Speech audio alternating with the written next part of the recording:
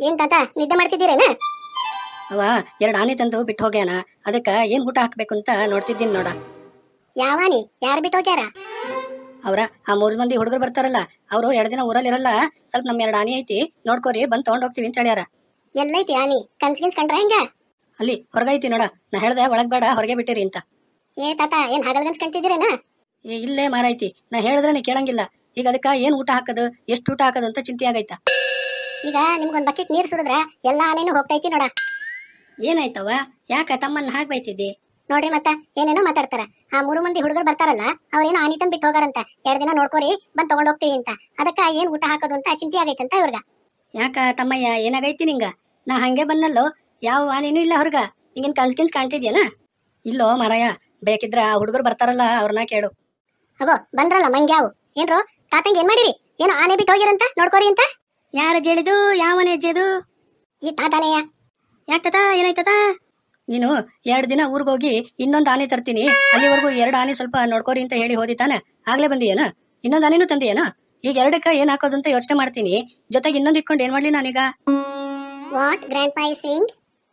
Grandpa is saying 2 elephant outside standing, food not giving, what to give not knowing.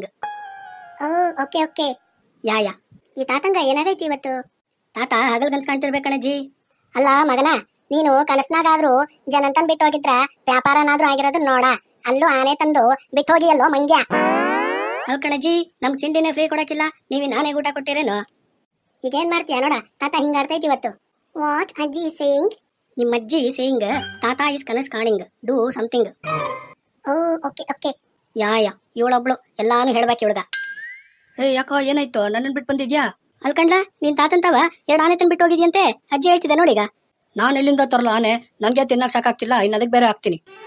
ಅದೇನೋ ಗೊತ್ತಿಲ್ಲಪ್ಪ, ತಾತ ಆಗ್ಲಿಂದ ಐತೈತೆ. ಆ ದಪ್ಪಿದಾನಲ್ಲ, ಅವ್ನು 2 ಆನೆ ತಂದು ಬಿಟ್ಟು ಹೋಗಿದ್ದಾನೆ.